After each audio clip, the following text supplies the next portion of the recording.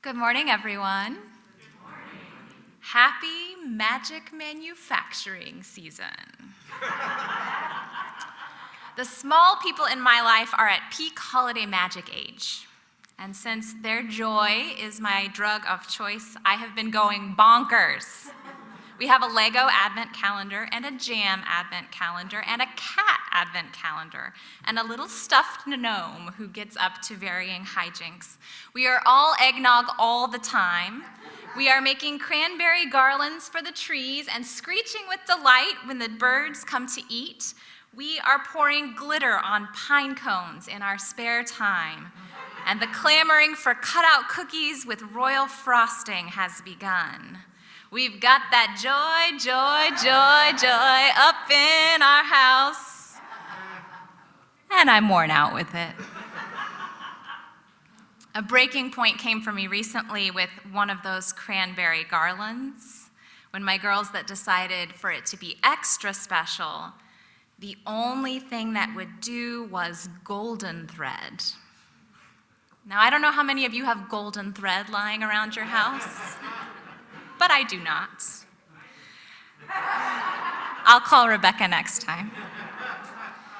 Honestly, I resented the request. I had worked hard for our holiday family magic, and these children were now withholding it from me. No matter how hard I tried to make it all joy. In that moment, it seemed golden thread was required for our joy. And there was no golden thread to be had. Much wailing and gnashing of teeth ensued, and the children were also a bit upset. We get a lot of messaging this time of year about joy. And sometimes amid all the messaging, I confess I get swept up in the idea that joy is some perma state we would all arrive at if I could just get everything exactly right. If I can have all the right traditions, all the right foods on hand, the right freaking golden thread, then joy will finally settle over us lastingly like a great glittering blanket. But the nature of joy is not permanent. And the truth of joy is not all-encompassing. Joy, in fact, lives right next to impermanence, doesn't it? Our reverie in beauty and sacred delight is heightened all the more when it is fleeting, because the things that really shine and sparkle the most in this life are always on the edge of being snuffed. And neither is joy all-encompassing. Joy is not a great glittering blanket we can wrap ourselves in head to foot. It is just one sparkling thread running through a great tapestry of life, which is always woven fine with sorrow and heartache too. It is only ever our presence to the whole tapestry that brings that sparkling thread into sight. Joy never does arrive once and for all to chase away everything else, does it? It simply comes alongside sometimes, threading itself in until we notice and are startled to see the sparkle in the mundane or in the terrible. So where did we get this idea that joy could be permanent, all-encompassing, and large enough to blot out every sorrow? My guess is we got it exactly where religion and economy and empire became tangled, which is where we get most of our dumbest ideas.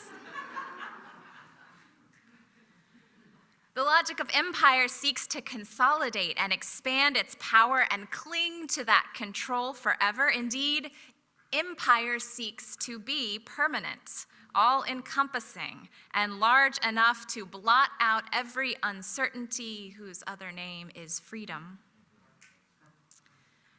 When empire meets economy, it plunders human and earthly value alike in the pursuit of limitless growth and the siphoning of collective and individual power up to the very top where it can be controlled.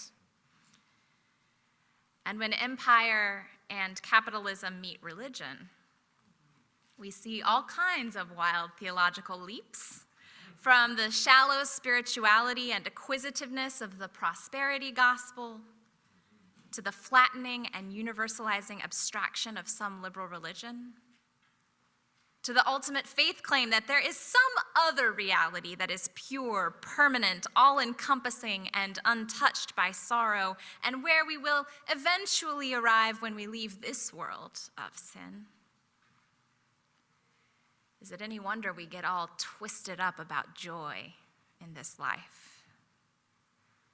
Empire and economy meet religion to teach us the principles of growth forever, and more, and bigger is better, until we come to our bodies, which they would prefer to be small and uniform for their convenience.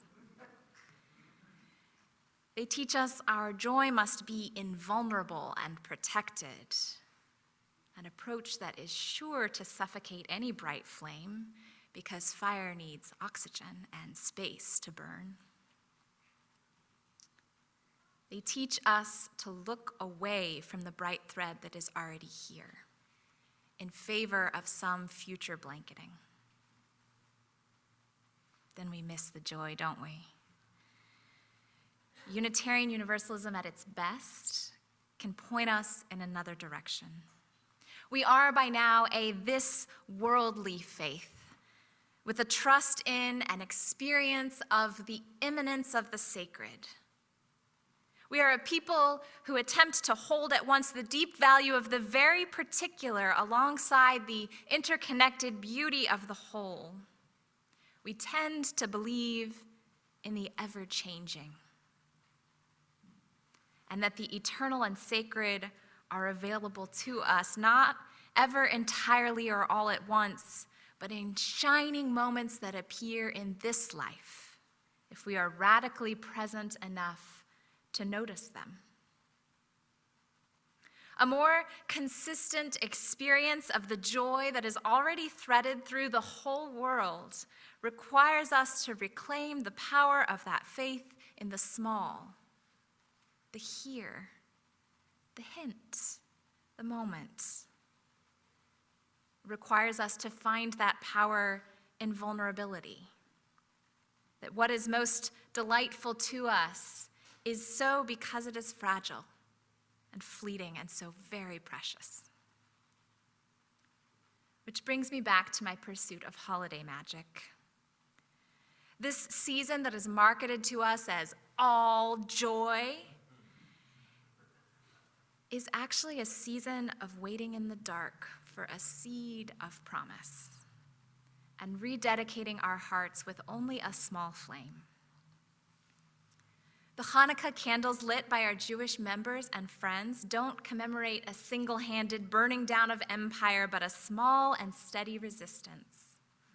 Not a bonfire, but the miracle of a small rededicating flame that is sustained not forever, but still miraculously longer than we expected. The Advent season, marked by our Christian members and friends, expectantly awaits the coming of God, not as emperor, but as wrinkled, squirming, tiny baby who arrives entirely in smallness, in weakness to confront the powers that be. The magic of these two winter holidays is the expectation of wonder and the full presence to what is small and sustaining.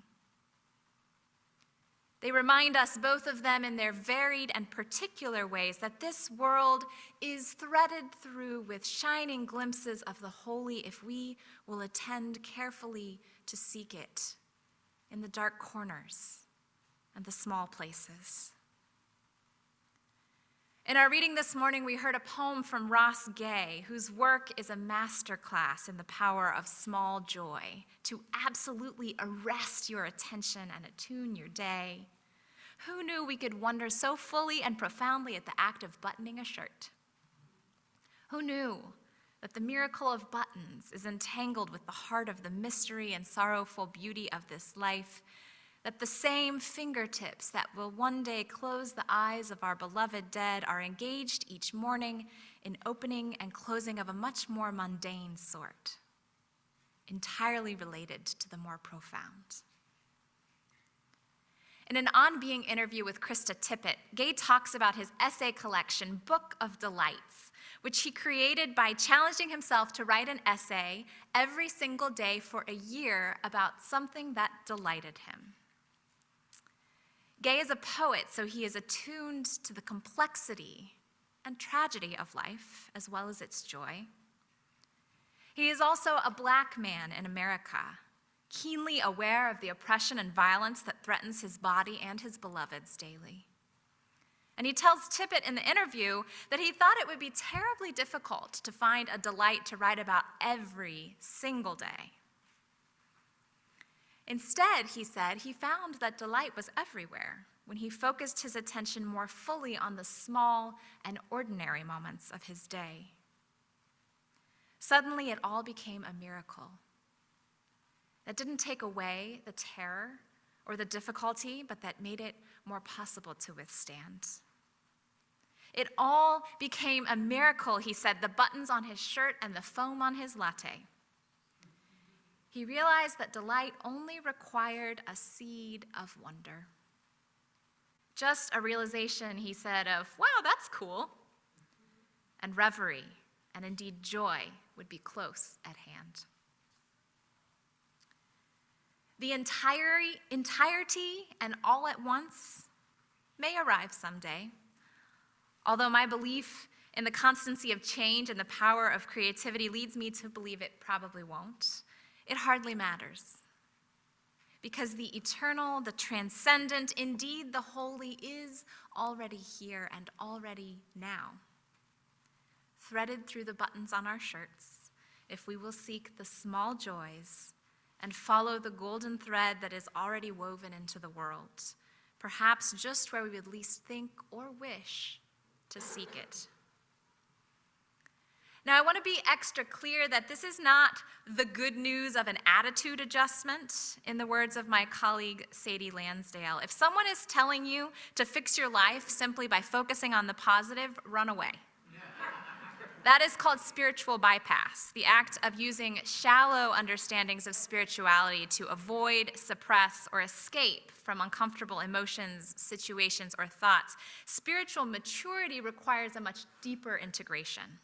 Will call us to presence over avoidance every single time.